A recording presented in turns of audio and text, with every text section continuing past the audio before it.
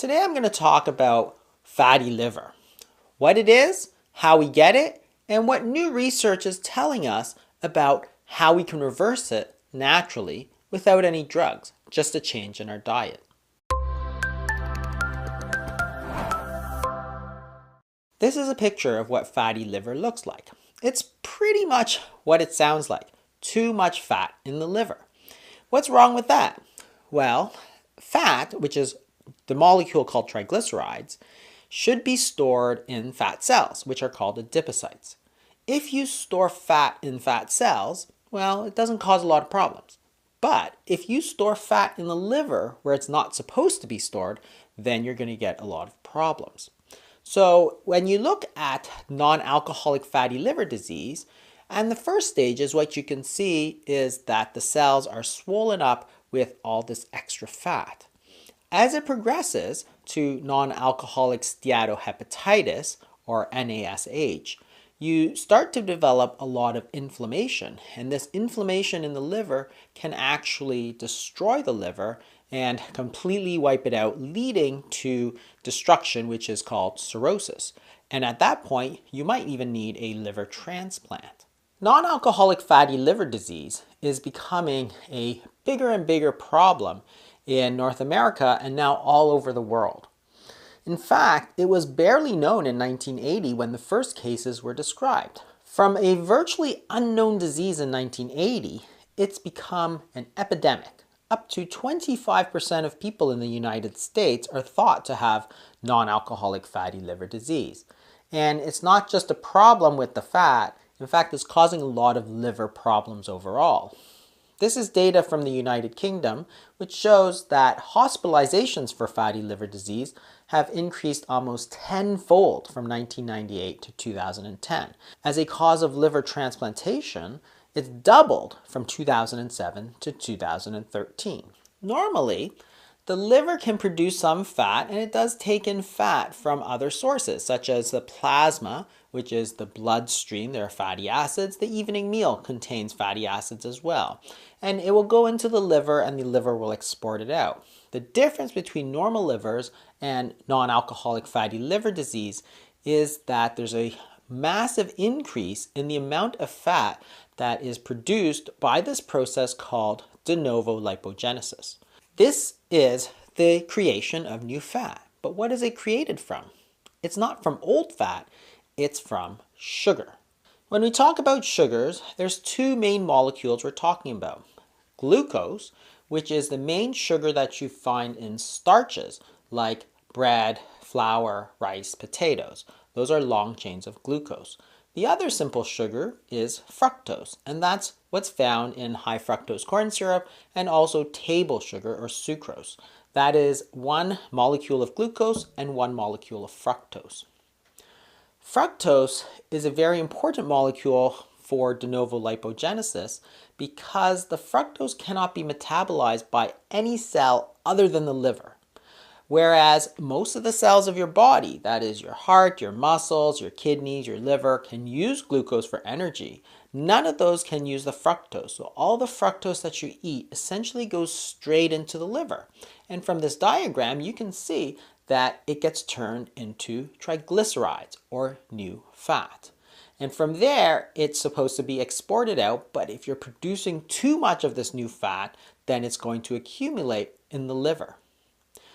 The other main molecule we have to worry about is glucose. If you're eating a very high carbohydrate diet, then you're going to take this glucose and you're going to turn it into new triglycerides.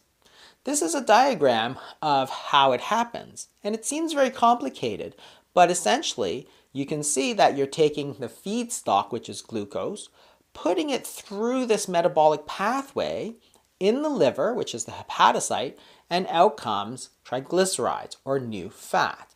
We know how this process works in animals, for example, in the production of foie gras. While this is a very controversial food because of potential animal cruelty, it is the fatty liver of a goose.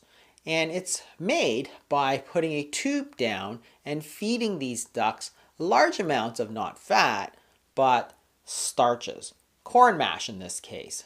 They take all this corn, which is high in glucose, and their liver creates more fat. You get fatty liver, which is the food that we call foie gras. And it works in humans too. In this study, what they did was they overfed humans carbohydrates. And from baseline, when they fed them a lot of glucose and fructose, they increased their body weight, but only by 2%. However, when they measured their liver fat, it went up by 27%. And when they measured how much de novo lipogenesis was happening, they found an identical 27%. When they took them off of their high starch diets, they lost all that liver fat. When you eat a lot of glucose, this is going to stimulate the production of the hormone insulin, which is a storage hormone. It tells our body to store some of this energy that's coming in. And one of the ways that our body does that is through the creation of new fat. These studies show that there's a clear correlation between giving people insulin and how much fat is in their liver. The same effect is seen in overfeeding of fructose, things like sugar or high fructose corn syrup. When they did this to humans, what they found was that the amount of de novo lipogenesis that was being done in the liver increased the amount of new fat by 79%. The rate of de novo lipogenesis increased from baseline by 6 times. So the liver is responding to this high load of fructose by turning it into fat in the liver. Once we understand how this fat is created and stored in the liver, that leads us naturally to how we're going to treat it. Since fatty liver is caused by too much sugar, both glucose and fructose, the logical solution is simply to cut them down. And that's what recent research has shown us to be highly effective in the reversal of fatty liver disease. This study, published in 2019, looked at teenage boys who had developed fatty liver. And what they did was they randomized them to a normal diet versus a very low sugar diet, less than 3% of calories, compared to a normal diet, which was less than 10% of calories. What were the results? This is a graph of what happened on the low sugar diet. The dotted line is the amount of fat in the liver prior to the diet, and the circle is how much liver fat there was after following this low sugar diet. And on average, the liver fat decreased from 25% to 17%. You can see that most of the circles drop below the original dotted line, compared to the usual diet where there really wasn't much change, and the average liver fat moved from 21% only to 20% or no change at all. This study from 2021 randomized people to 2 different types of dietary intervention. Either a fasting type diet, which is a 5-2 diet, or a low carbohydrate, high fat diet. In the fasting diet, their diet didn't change much, although on 2 of the days they ate very few calories. The low carb diet severely restricted the amount of carbohydrates that they ate. So what happened? Both the fasting and the low carb diets resulted in better weight loss compared to the usual diet. But more importantly, when they looked at the liver fat, they could reduce the amount of fat in the liver by over 50%, both with fasting and low carbohydrate diets. This makes a lot of sense. If fatty liver is really just caused by too much sugar, that is too much glucose and too much fructose, then the logical intervention is to simply cut them back. By using very low carbohydrate diets and or fasting, we can reverse fatty liver disease, a blossoming epidemic and one that's contributing to a lot of liver failure. And we can do it completely naturally and completely free.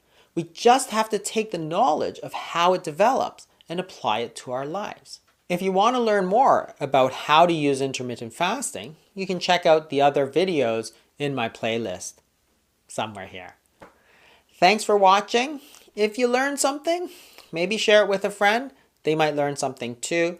And if you enjoyed this video, make sure you hit the like button somewhere down below. I'll see you next week.